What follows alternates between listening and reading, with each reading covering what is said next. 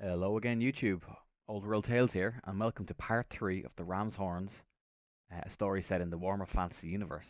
If you haven't listened to part 1 and part 2, please check it out. If you listen to part 2, you're going to hear me do some Bretonian and Goblin accents, so it's well worth the listen. And this one you're about to listen to now is a pretty good battle sequence. I'm proud of it, so enjoy. A very short distance away, down the hill, through some woods, and over a small hillock, the town of Kasos was quiet. The smell of damp, smouldering timber competed with the waft of mutton broth emanating from the soldiers' campfires in the centre marketplace. The space had been cleared of carts and stalls and crates, which had all been used to erect a temporary barricade around the town's edge. Soldiers ate and patrolled in shifts. One group had finished their shift and were sat on the ground in groups, getting stuck into their ration, ladling big spoonfuls of mutton and barley broth into their hungry mouths. Their pikes were stood up, leaning against each other in a teepee-like arrangement. Helmets and other bits of armour lay on the ground next to them. Other men patrolled through the streets in twos, while around the perimeter the majority of the men, as well as citizen militia, guarded the barricade. Volk sat atop an upturned cart, with his helmet in one hand. He passed his other hand through his unkempt, greying hair. Volk was concerned and not a little bit on edge. He hadn't eaten and wouldn't let himself relax. He had been fighting wars since he was a much younger man, when he had joined the Freemen after losing his entire family to a Beastmen raid.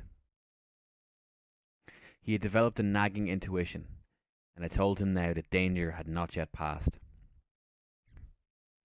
Word had been sent with the troops that arrived from Sheep's Haven that further troops would arrive over the following days. He had no horses, no guns, and very few bows, other than those of the local militia. He had a good number of pikes, but they were all raw recruits, who had never had to stand firm in the face of the many horrors that populated these lands. He did have a handful of veteran swords, and they could be counted on. Volk heard footsteps behind him. Turning his head, he saw that it was one of the sergeants of the pikemen. Milandro, he recalled, Attilian. The man approached and began to ask Volk a question, but was permanently prevented from doing so by an arrow that suddenly embedded in his eye socket.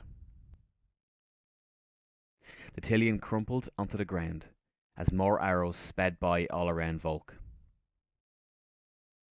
One hit his shoulder plate and bounced off, spiraling up into the air.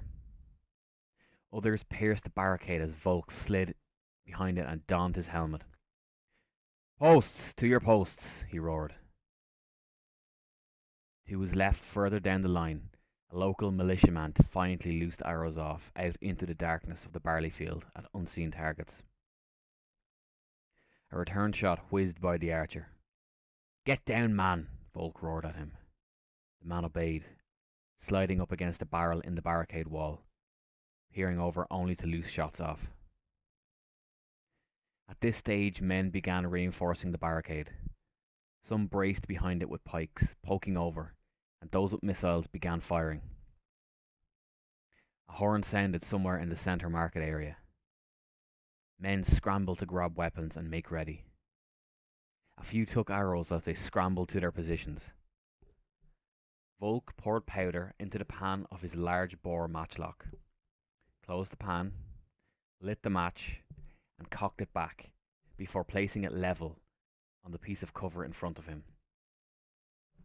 He produced both of his flintlock pistols and dropped powder ball and wadding down both barrels and rammed it home. Cocking the flintlocks on both, he stood up and trained both guns over the barricade. Emerging from the tall barley were multitudes of goblins. They rushed on with incredible fury, gnashing teeth and cackling like lunatics. Those with bows stood and shot at the men. Volk picked two oncoming targets and fired one pistol down the other. Both struck home, and two of the greenskins went tumbling to a halt. Beside him, men loosed crossbow bolts, arrows, and pistol shot, hitting many of the devious creatures, but it wasn't enough to stop them all. The first line of them reached the barricade. Some struggled to climb over due to their stunted size, and were impaled on pikes or swords, while a good number climbed through gaps or used each other's heads as steps to get over. The gobos made multiple breaches all around the barricade. Volk sprinted over to a man he recognized and slapped a hand onto his shoulder. I need you to make your way around the entire perimeter and find out where you're in the most trouble and reinforce those points. Then get yourself back here in one piece. Now go. The man darted away, holding his helmet onto his head. Volk turned in time to catch two goblins bounding over the upturned cart. He punched one in the face, shattering its teeth. The second one he grabbed around the throat with both mitts. He squeezed and shook the creature until it went limp. Tossing the wretch back into the field, he drew his short sword and hatchet. He vaulted the barricade and began sighting down goblins with ease. The odd blow got in through his guard and caused minor wounds, but he simply shrugged them off and kept killing. The crowd of cowardly goblins around him began dispersing back into the field, causing most of those already over the barricade to lose heart and flee. This gave his men a brief respite. They frantically began reloading weapons, fixing gaps in the barricade, and attending to the injured. Volk flicked gore from his two weapons, and also reloaded his pistols. Holstering both guns, he turned back to the barley field. One or two goblins lingered visibly at the fringes. Through the darkness and the tall barley, he could make out a hulking silhouette striding towards him. It was far too big to be a goblin, and if perhaps it was an orc, it surely would be huge. What emerged from the gloom was in fact a troll. The 7-foot monstrosity was a river troll. Its pale green, blubbery front was adorned with old wounds, deep gouges and scars that had healed up. Its back was covered in mottled opal blue scales, not quite shell-like, but more like old leather in texture. It brandished a small tree trunk with the roots still attached, as a man might carry a mace. Atop the bile-belching beast was Sneergit, goblin shaman of the blue-faced tribe. The presence of the shaman riding his brutish mount was rallying his diminutive followers, and those gobos who were in retreat turned about and again rushed on toward the beleaguered defenders. Sneergit stood up as tall as he could on the back of the troll, and pointing towards Volk, announced to his brethren, "That Yumi is mine!" The onrushing goblins gave a wide berth to Volk and simply bypassed him, making instead for his men behind the barricade. He grabbed both pistols free of their brace, and pointing them in front of him, broke into a sprint directly at the troll and Sneergit. The monstrosity roared defiantly.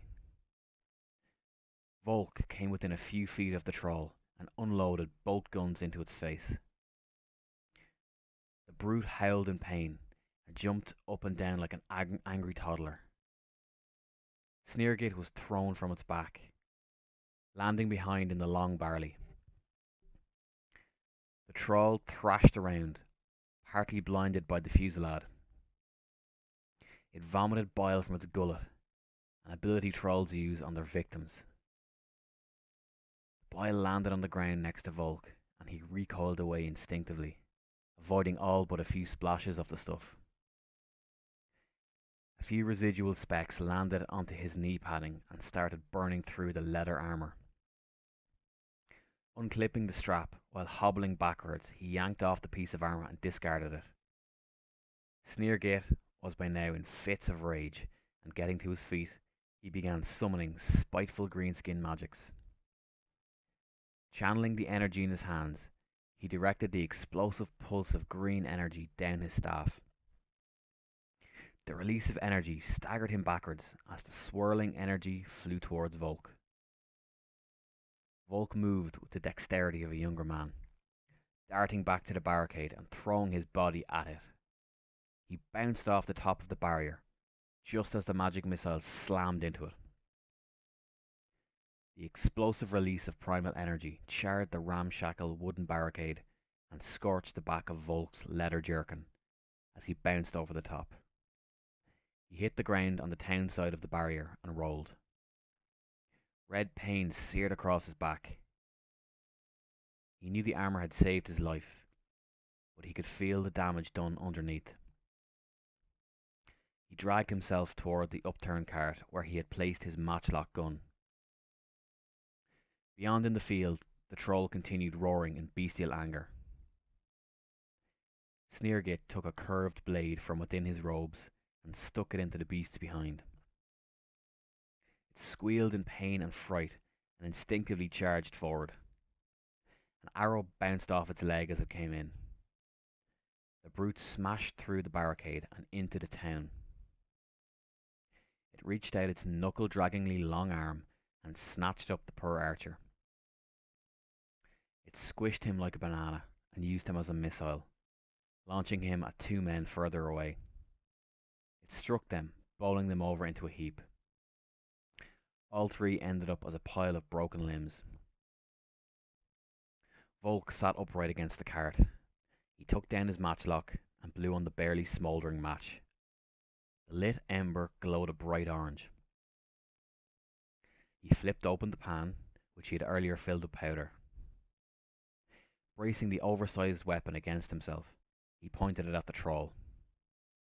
It swung its tree trunk around in circles, trying to swat away three pikemen who were taking turns sticking it in the back. Volk pulled the lever, dropping the lit match into the pan. The powder ignited with a white blinding flash, which in turn ignited the powder in the breech. A loud boom erupted, pushing out of the barrel a plume of smoke, a lance of red flame, and finally a large lead ball. The projectile cut through the air and struck the troll in the gullet. The behemoth dropped its tree trunk and reached for its neck with both hands. Blood and bile spurted from the huge wound, causing the pikemen to back away. It shook and spasmed before keeling over dead. Unanimously, the hard-pressed soldiers cheered and roared cries of defiance at the downing of the troll. The morale boost was palpable all around. Citizens who at this stage had cautiously gathered behind cover further back or observed the fight from second-floor windows began emerging with makeshift weapons. Bakers with rolling pins, merchants with heirloom swords, butchers with cleavers. Many waded right into the melee, helping to finish off the few remaining goblins, or chase and trap fleeing ones before lynching them. A battered Volk rose up victoriously from his position and looked out to where Sneergit raged with an animated shaking. The goblin shaman screeched in pure anger and howled. Sneergit pointed a wizened finger at Volk, before pulling the same finger from left to right under his chin in a slicing motion. He abruptly turned and strode back into the barley. The dark night was coming to a close by now. On the horizon to the east, ranks of amber daylight began breaking through the blackness. Some of the rookie soldiers, emboldened by their win, pursued the last of the fleeing gobos out into the fields. A veteran swordsman roared after them to hold the line, but to no avail. The men continued chasing the stunted goblins. A group of goblin wolf riders skulking in the long barley stalked forward and pounced on the first of the pursuing soldiers. The massive wolf's head had teeth the length of sewing pins and were twice or three times the size of a hound. One soldier had his head bitten cleanly off by one of the wolves. Another was impaled by the goblin rider on his back, using the huge momentum of the wolf's pounce. Yet more were trounced or mauled with ease. The last remaining soldier beyond the barricade was peppered like a pincushion with arrows from the wolf riders' bows, before the bitter, malicious creatures retreated back towards the forest.